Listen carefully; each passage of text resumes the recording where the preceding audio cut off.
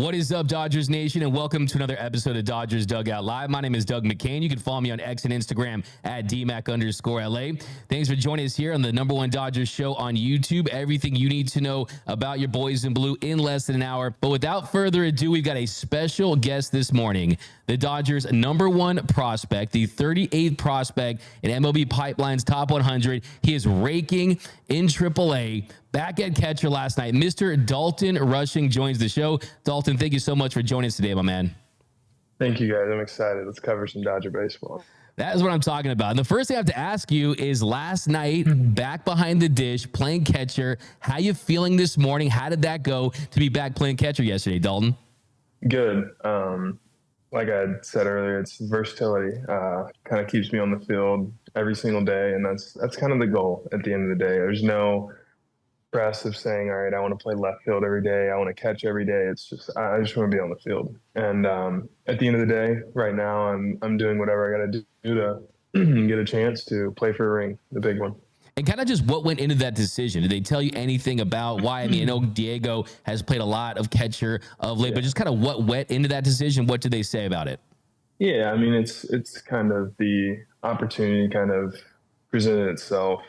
Diego had caught 4 in a row. It was like, all right, he needs a day, and Betty didn't get optioned until last night. I'm not sure when he arrives. It was more of just like, hey, like keep him in the mix. Just let's keep him moving back there. Let's give him the reps. I don't think it was too in depth as to saying why I went back there.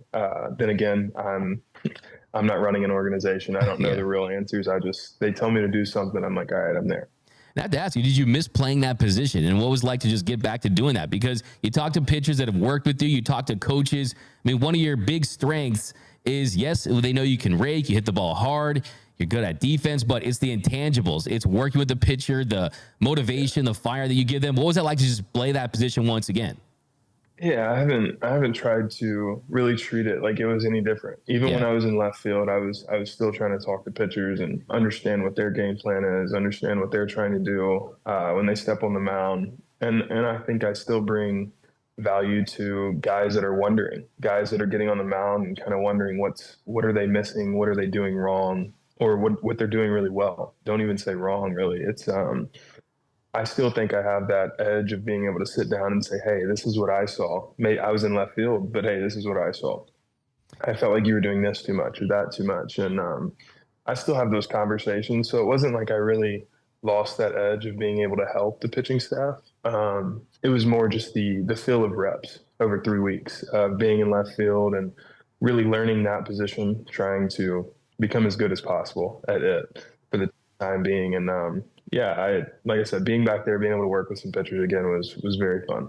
Yeah, I remember seeing a clip of you and Jack Little, and after the game, he's talking to the sideline report. He's fired up. He said, Rush pounded me in the chest and told me, hey, let's go right here. Show me something. So I wanted to show him something. And I think that was some really good insight into what it's like to work with you. Just where does that come from, and just how much pride do you take in being that guy for pitchers? I don't really take pride in it. It's just something that kind of happens. Yeah. It's the competitive nature that I kind of carry when I play baseball, and it oozes. It's big. Everyone sees it. It's the way I've played since I was 6, 7, 8 years old. And Jack Little, he's a guy that he's not going to show too much emotion up there on the mound. And so we're in a big situation. I'm like, hey, like, let me see something out of you right here. I want to see you get fired up. It's a pretty big situation. You're coming in the game. Let your emotions show themselves. Like, don't be scared to hold it back. Like, just let it all out. And he did. And that was a really fun game to catch. Yeah, and just speaking of pitchers, the minor league level, we talked about it a little bit before the show. You faced Jacob deGrom a couple days ago, and he just casually hitting 99.5 miles per hour as his max, throwing 92-mile-per-hour changeups like it was nothing. Just what was it like to face him, and is that the best fastball you've ever faced? Yeah, it's probably the best fastball I've ever seen standing in the box. It was pretty cool. It was like a kind of a realization moment. I get in the box, and I'm like, all right, like, he's not going to groove me heaters. I don't care how good it is. I know that's not going to happen. First pitch, he goes 100 right above the zone. And I'm like, kind of give him a look. I'm like, oh, wow, that's what that looks like. Yeah. And just kind of looked at him. And from there, threw two changeups off of it, two really good pitches, and take my ground out. And it was one of those things like, hey, I understand what the best looks like now, and that was kind of a boost of confidence, saying like, hey, if that's the best, like we're in a really good position. Yeah, and then we also talked about Yoshinobu Yamamoto. He made his first rehab start the other day, pitched a couple innings. Just what impressed you most about him? Yoshi's just Yoshi. He's ideally he's just a kid out there having fun, and as ultra talented as he is, it just kind of showed itself. Um, it's really fun to watch. It's a guy that takes pride in every piece of his game, from the preparation side to the execution side. It's really fun to watch, and that's something that he kind of put on display for us the other night. And I think he's in a really good spot. Yeah, I think he's going to have one more. I don't know really the full plan for him, but if we get to see him one more time, it'll be an honor. Yeah, Dave told me yesterday that probably one more, and then they're gonna have the conversation to see if he can get a couple starts before the postseason. But just as a catcher that appreciates great pitching, how do you kind of describe what you see from Yamamoto with the yo-yo curveball and all the pitches and just the release point? Just how unique is that? I think it's more. I think he really shows how unique he is with the delivery and how consistent things come out of his hand. It's you go from a fastball that could be anywhere from 94 to 98, like it's mid upper 90s, and it's the same delivery as a 75-mile-an-hour curveball. So it's like it's hard to pick things up with him on the mound. He's such a smart pitcher. He understands what he's trying to do to the hitter, and the hitter doesn't understand what he's trying to do to them. So that I think ideally that's a pitcher's goal at the end of the day, is how can I get hitters uncomfortable? And he does a really good job of that. Absolutely. And as far as yourself, I mean, you're putting up video game numbers since transitioning to AAA, hitting 324, a 1,033 OPS, 5 homers. I've been saying it's the best really early transition up there since Lux in 2019, just stepping right on the scene and having success early on. What has been working so well for you at the plate this season? And have you experienced any breakthroughs, or just kind of the same game, just on a different level? Same game, really. I haven't changed anything swing wise. It's more of the approach side of things. I went into this year with a little more like edge to swing the bat. Last year was tough because I would go up there for a week series, and there was a chance I got 7 to 10 at bats and just take 20 walks. And so it was like this year, I know guys are going to attack me. They're going to come at me with whether it's their best stuff or whether they're pitching me backwards, whatever the situation may be. I know they're going to throw it to me. So it was more, I want to swing the bat more, display the damage that I can do, display the power that I have that didn't really get to be dived into as much last year. Not as hitter friendly of a league. Like I had mentioned, just taking a ton of walks, not swinging the bat too much. This year, my main goal is, hey, I'm going to go up there with the idea to do damage, hitting in the 3-4, 2-3-4-5 spot. It's ideally that's my job. And so like that was my main goal getting in. And so far it's worked out pretty well. Just at the end of the day, I'm just trying to finish the season as strong as possible and just give myself a chance to keep playing baseball. Yeah, absolutely. When you talk about taking that chance, I mean, I think one of the big eye-opening developments is you moving to the corner outfield spot and playing left field. What has been the biggest challenge to playing left field this season? Yeah, it's tough. It's way different than being behind the plate. You have to really understand that you're only controlling the things that are, one, obviously the baseballs that are hit to you, baseballs that are hit to the outfield general. As to when I'm catching, it's every single pitch. It's the engagement. It's really taught me to understand the game and how tough it can be to be engaged from left field rather than catching. And I think that's the biggest transition. It's not really, I think catching before has helped me really, because it helps me stay locked in, understand what our pitcher's doing on the mound still, even when I'm in left field, understand what our catcher's calling, in what situations, how does this guy pitch out of this situation? How does that guy pitch out of this situation? Things like that. The engagement's been really well from left field. The development side of things, I'm feeling comfortable out there. I told myself at first, it's like, hey, just make all the routine plays and the harder plays, tougher plays and the gaps and stuff. Those things will come. And that's something that's really like eased me at mind a little bit, and I'm starting to feel really comfortable out there. So is it just about getting reps on reps on reps, or is there certain things you're kind of Absolutely. singling out or emphasizing that are key to really you just getting fully comfortable at that position? Yeah, it's my goal is I want to play that position to the best of my ability. And right now, if that means worrying about the routine plays and understanding how to take care of the little things, the big things are going to happen. It's someone's going to hit a ball off the wall and you're going to put a throw right on the money and you're going to look like the superhero that day. But the idea of it is, hey, understand the basic rules of playing the outfield. What do you do out there, and how do you keep the team in the best position to win a baseball game? And that's at the end of the day, that's all I'm really worried about. Yeah, and I know you probably study a lot of catchers being behind the dish. Now that you've been playing the outfield, do you have a deeper appreciation for outfielders? I mean, I've been saying like Kevin Kiermaier might be one of the best defenders I've ever seen put on a Dodgers uniform. Is there any guys that really stand out, whether it's around the league or in this organization? Man, I watch everyone. I watch opposing teams when we're playing them. I watch our own guys, Andy Paes, James Outman, Drew Avens. Like these guys, they've been in the outfield for years and years and years, and they're some of the best outfielders this organization's got. So it's been easy to kind of like watch those guys, understand and take in the things that they do out there really well. And just it's all about just being prepared for something that's coming your way. And if you're prepared for everything coming your way, it's hard to be caught off guard.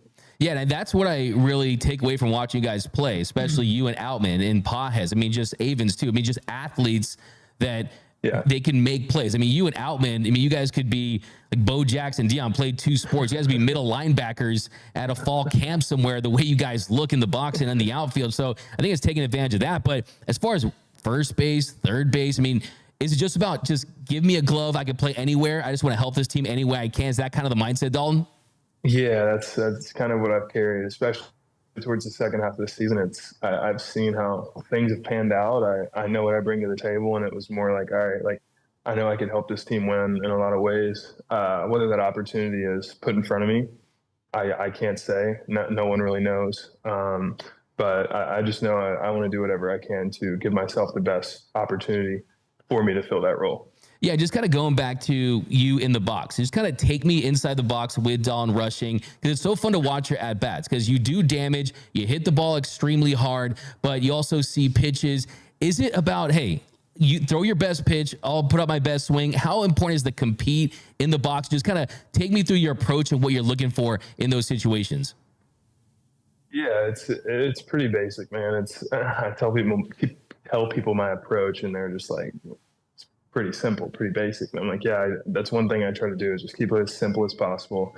When I step in a box, I'm on go for any hard pitch, any heater, whether it's sinker, four seam, cutter. I'm on go for it. I'm ready to be on time for it. That's the pitch I'm looking to do damage early and account for. And from there, it's like it's really just pitch recognition. It's understanding, seeing the ball out of the hand.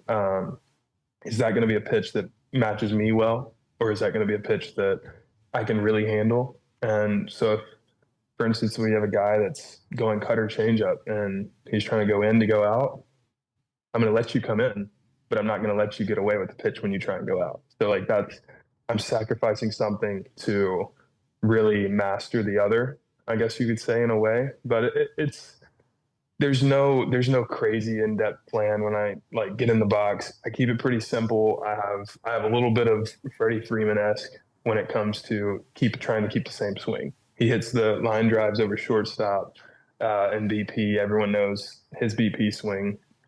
And I'm kind of similar. I'll let it fly a little more than Freddie will, but it's in the same world, like that's ideally what I want to do, is just let the ball travel, be able to be on everything at the end of the day. If I'm on time for everything and nothing can get by me as far as like from a velocity standpoint, then I feel gold in the box. Yeah, it's incredible to watch Freddie Freeman work. The consistency every single at bat, every single day. He's wearing the same thing. The swing looks the same. It's like Groundhog's Day with Freddie Freeman. So if there's a guy in this organization, there's a lot of guys to be honest, but Freddie Freeman is certainly one to model your approach after. And you hear a lot of guys talk about kind of swing mechanics and when their swing mechanics get out of whack. I mean, how much of a process is that for you to just continuing to polish that up and make sure that everything's in sync? And Who notices it? Do you notice it? And feels like everything's been working for you, but how much of a daily process is that to make sure you're keeping things in sync? Yeah, I wouldn't say that I have anyone in particular in the organization Yeah. that really like pays attention to my everyday swings. I will say that there's obviously a lot of eyes on every swing that I take, every at bat that I take. There's 3 or 4 guys in the organization that one have either coached me throughout this path, or they see every single at bat that I take, and so that they kind of have an understanding of what works for me. And it's pretty simple with my body. I don't try to, when I talk about swing mechanics, I don't bring my hands into it. I don't bring my feet into it. I really basically just think about one thing, and if I'm working downhill towards the pitcher, I'm usually feeling pretty good. So that's really my whole basis. I don't I don't put too much thought into where my hands start, where my hands finish, where I'm landing. I just know if I'm in a good position to hit, I'm going to react to whatever's thrown over the plate. Well, whatever you're doing, it's working and you're having a lot of success down there. So keep doing that. Now, one thing I really wanted to ask you is, a couple weeks ago, it was reported that the Dodgers were reluctant to include you in a deal for Garrett Crochet. Garrett Crochet, of course, was the big ticket item. Lots of rumors, a lot of speculation about him. But by all accounts, the Dodgers were saying, you know what? We're not giving up Dalton Rushing. He means too much to this organization. We think too highly of him. What does that mean to you to hear stories like that, whether it's speculation, rumors, but how this organization feels about you, that they weren't willing to deal you? Yeah, it's a boost of confidence for sure. Helps, excuse me, helps me feel a little more like set in stone. Allows me to just play my game at the end of the day, and I don't have to think too much about those types of things. Because I mean, that time of the year comes around, and everyone's scuffling, everyone's thinking, "Oh, am I going to end up here, there, whatever?" And at the end of the day, it was when that time rolled around, I was like, "All right, I'm here. Like, I'm doing whatever I got to do to show them that they want to keep me for X amount of years. And whatever that is, I'm going to make sure that I do it." And everyone sees those things come out, and it's like, all right, that's great. But at the end of the day, like I still have to get there and help that team win in whatever way that is. Yeah. And I'd imagine that you are in this organization, you know how high profile they are, you know that they get clicks. If I always say, you know, it's the Dodgers clickbait, right? I mean, if you attach the Dodgers to any player, people will click, right? And when you look at this organization, how aggressive they've been at the deadline, the players that they're attached to, how do you deal with that mentally? Because you're one of the top prospects. If they're going to go after a big star, your name is going to be involved. And just how do you kind of compartmentalize that during the season? Yeah, it's you kind of push it aside, and the easiest thing to tell yourself is whatever happens, it is for the better. It's if this team holds on to me, that means they value me in a high way. If they trade me off, they understand that, hey, I have a chance to help that team win at the big league level right now. And that's kind of the way I go about it. And obviously it's much easier said than done. But when all that, like I mentioned, when all those things are going on, I'm telling myself like, hey, I'm safe. I'm here. Show them whatever you have to show them to make sure that they want to keep you for the next 5-10 years, whatever it is. So I'm just curious, do players talk about this stuff in the clubhouse, like trade room? They do? I see they act like they don't. And then some of them tell me they do. And I'm like, wait a minute, why are you scrolling through X looking at Jeff Passan, Rosenthal, and MLB trade rumors? I mean, you're just like all the rest of us, right? I mean, they're interested because I mean, at the end of the day, you're a fan of the game too, and you want to know what's going on with your organization. Absolutely, yeah. It's the game of baseball is small. The game of baseball is a lot smaller than people think, and so you see all these trades going through halfway through the year, and ideally, I mean, you know half these guys. You've played against them, played with them in your time on a baseball field, and so it's pretty cool to see their paths too. Like they're getting opportunities beyond where they started, and I think that's the coolest thing is just being able to see like, hey, how all these organizations value that guy or this guy or that guy, you know, and yeah, it's a cool time of the year, but it's for sure a stressful time as well.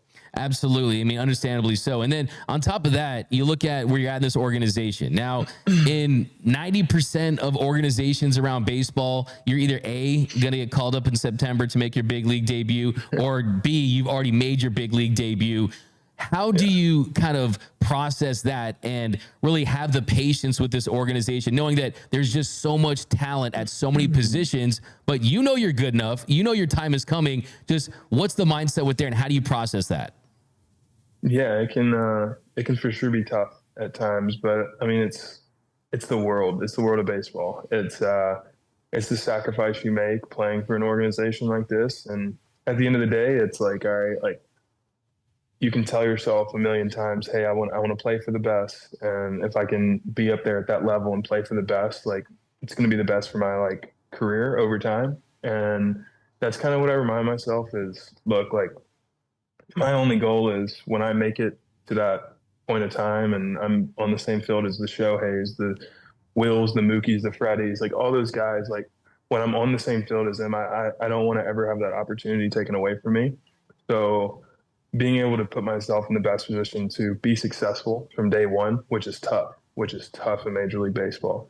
Um, that's kind of something I hone in on. And the more time I spend here, the more I just try and treat it like I'm playing in front of 40,000. And it's something that's really started to become easier and easier. Obviously, the more and more that I want it, the closer and closer that I get. But yeah, to say it's not frustrating, I would be lying. But like I said, it's the trust in the front office, the higher ups of this organization, the people that know what they're doing up there, and they have a plan. They have a plan for me. They have a plan for the guy next to me, and that's something that I've tried to really understand and put as much of my respect towards, honestly, because they're going to do what's best for my career at the end of the day. Yeah, and clearly something is working very well, and your time is coming. Now, as far as September call-ups, Dave has already pretty much said that it's going to be Andy Pages. And you're going to see Andy Pages, who, like you, is out there having tons of success. I mean, he's an incredibly impressive hitter. I love his future as well. But could you see yourself, I mean, given a circumstance, possibly being called up in some capacity, maybe later? I mean, what is just the mindset there? They told you anything? I mean, is there anything with that? No, I try and, if we're being honest, I try and stay as far away from that as possible. I really wanted to take me by storm when it hits. Oh yeah, really. yeah. I want it to be like, all right, I was not expecting this. Now let's go play baseball, kind of thing. I'm not expecting anything. I've never really expected anything out of the organization. I've always tried to treat it like, hey, like I don't want you to hand me this. I want to go show you that I've earned it. I want it. Like this is the role that I want for a postseason team like this. And yeah, like you had mentioned, like Andy Pages, he's doing the things that he does in a box. He's doing the things that he does in the outfield. It's hard to keep a guy like that off a big league roster. And yeah, at the end of the day, like you had kind of mentioned, if there's an opportunity that arises, whether it's week one through the postseason, whatever it is, like I'm going to be ready. And that's something I just want to make sure that they know from day one is they can call my name whenever it comes and know that I'll go up there and get the job done. Yeah, and you're a high achiever. You've had success at every level. You're going to give it your best effort every single you step onto the diamond. But does it kind of creep in your head thinking, man, if I put up these numbers, I have this success. I mean, Gavin Lux made himself undeniable in 2019. They call him, he hits a home run in the NLDS. I mean, is that kind of creep in saying, well, if I have success this month, I could really make it a difficult conversation. That's why I always say to these players, just make them make a tough decision, and then you're winning. Absolutely. Yeah. That's my biggest goal is how can I press the envelope as much as possible and kind of put it in front of them and kind of force my own hand in a way. And that's kind of what I've taken to the plate here recently. What I've taken into the last few weeks of the season is what can I do to show them that I'm ready, from pinch hit at bats to just getting 5 at bats in a game and showing them the grind, showing them that whether I'm 0 for 4 or I'm 3 for 4, I'm going up there for my 5th. Like I'm treating it the same as I was for my first at bat, and that's professionalism at the end of the day. That's being able to go up there and take the same approach from pitch one to the last pitch that you see of the game. And I think that's something that I've really honed in and done a really good job of at this level. And I mean, ideally, the way I look at it is like you're at this level, like to post numbers. This is, in my eyes, it's a hitter's friendly league. Go here, show them what you can do with a bat, and whatever comes from it, it's just a bonus. I love to hear that because you guys are all competitors. That's why you're at this level at the end of the day. And you mentioned Will Smith a couple minutes ago, and you guys both Louisville Cardinals signs the big 10-year, $140 million deal. I dubbed him the Clutch Prince. He's a clutch hitter. He's great for the organization. He's one of the best hitters in baseball. But one thing I want to ask you is, during the course of a season, when you're behind the dish and you're catching every single day, at what point do the rigors of that position kind of bleed into what you're doing at the plate? Because he's had a couple of down months, and I have no doubt in the world that he's going to pick it back up and he's going to be huge in the postseason. But just the physicality and the demands of that catcher position, just at what point does it impact you in the box?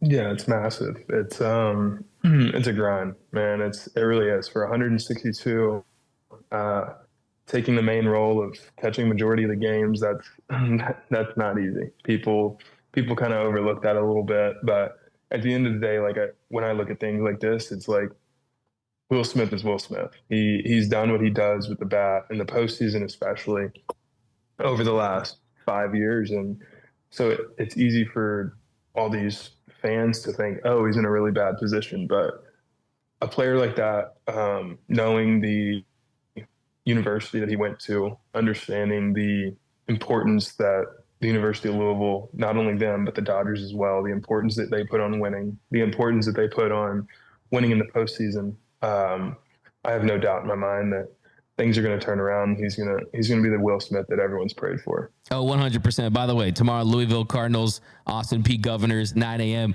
I know you'll be tuning in. College football season is back. So last question before I got some quick ones for you. What is the number one thing that you've learned about yourself this season? A good one. I'd probably say that understanding that when I take my at-bats all from a situational standpoint, it allows me to play a little more freely and understand what job needs to be done in what moment. I've always said that situational hitting is a big part of my game. Understanding that there's a runner on third, less than 2 outs, you're going to see me either flick a ball into the outfield for a sac fly or just try and hit a ground ball to second base. And that's something, like I had mentioned, I take a lot of pride in it. And it's, at the end of the day, RBIs help your team win. RBIs help you personally. And so it's why not take advantage of those opportunities when they're put in front of you.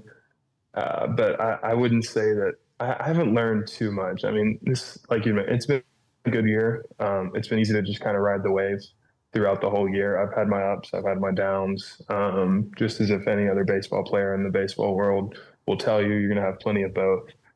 And I think really of just taking advantage of every opportunity when I step in the box that's put right in front of me, I guess. Really, it's situational hitting, and then the times where you have to do your damage. There's times where you have to step up, and there's going to need a big swing in the eighth. We're tied up, nobody on. Like, that's when you take your chances a little bit. And I think the more and more that I've understood those types of things and when I should and when I shouldn't take my chances, it's allowed me to become a better hitter. Just kind of wiring yourself to be ready for those moments, anything that presents itself, going out there and be able to execute. Dodgers top prospect Dalton Rushing joining us here on Dodgers Dugout Live. OKC Dodgers taking on the Round Rock Express tonight, 7:15 Central. So a couple quick ones. We'll get you out of here. And first question I want to ask you, little quick questions here. You're playing 3-on-3 basketball tournament. 3-on-3 basketball tournament. You can pick you and 2 of your OKC teammates to win a 3-on-3 tournament. Who are you rolling with? 2 OKC teammates? Wow. You know what? How about this? How about pick Dodgers in the show? Let's do Dodgers in the show. You and Dodgers in the show? Yeah. Okay. I haven't seen too many of them play back. I mean, Mookie's got to run point. He can dunk. Yeah, he's the most athletic human on earth. I think Mookie's got to run point. If it's 3v3, I'm the 4th man off the bench because I'm not that good at basketball. So I'm gonna sit that one out. But I think I would have to go, if I'm taking myself and 2 others, I'm gonna need Mookie, and I need a big man. That's the tough one there. I think Gratterall could get the job done. Gratterall's a big boy. When you ask any player about any other sport and who they would pick, 90% of the time the answer is Bruce Gratterall, because people tell me he's a physical freak. soccer. Physical freak. Yeah, I mean, I love that answer. Okay, next one. Favorite football team? You got the NFL. Are you a big NFL guy? Do you have a favorite football team? I don't really have a favorite NFL team. I really just cover my fantasy team. Yeah. That's where I'm at. I mean, we've had this discussion. I don't know how you could have your fantasy team and I'm going against players that are my team. I'm going to be rooting for my fantasy team all day, every day. I'm 100% with you. I've been saying I grew up in LA, so I didn't really have a team here. So my fantasy team is number one. So I totally love that one. Okay, next one. What was your very first car? Very first car. Ooh. It was a Chevy Silverado pickup truck. That's fire. You love the Chevy Silverado. Okay, just a pickup truck. Yeah. So we got a fan. So favorite cereal. Favorite cereal. Fruity Pebbles by far. And if they have marshmallows in them, it's just a plus. Those are unbelievable. Okay, last question here. Mount Rushmore of baseball players. I can't ask you catchers anymore because you're so versatile. You play a lot of different positions. So just give me your Mount Rushmore of baseball players. Mount Rushmore of baseball players. Wow. Wow. Let's see here. Got to go Barry Bonds. Barry Bonds is up there. I know there's a lot of talk. Barry Bonds is up there. Did you see that wild stat where it was Shohei's season is like Barry Bonds' 11th best season, something ridiculous like that? I mean, we can talk about what he did, but I mean, that's kind of insane when you think about it that way. Crazy, man. Barry Bonds is up there. Wow. This is tough. I never break it down to four guy. Oh, let's see here. Barry Bonds, Shohei's up there. Shohei's not. He can't be taken off that list. You have Barry Bonds, Shohei. From a pitcher's perspective, I think you have to go like a Randy Johnson. Yeah, the big unit up there. Yeah, the big unit. I don't think you can take him off that list. And then I have to go catcher. I have to put a catcher up there. Got to show some love to the catchers. It's hard to get away from Mike Piazza, but like I just love the way he played. Hey, best offensive year in Dodgers history, 97 Mike Piazza. Those 40 home runs. Yeah, I mean, unbelievable year. But that's an incredible list. Mr. Dalton Rushing, Dodgers top prospect. We can't thank you enough for joining us here early on the West Coast.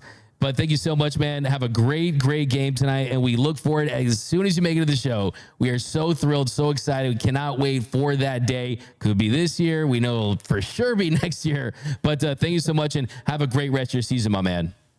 Absolutely. I appreciate you, Doug, and appreciate Dodger Nation.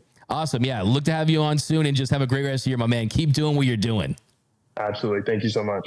There he goes. That is Mr. Dalton Rushing. That kid's special, man. He knows what he's doing. It's not just what he can do in the box. It's the intangibles, the leadership. And yeah, they're going to find a way to get him on this roster.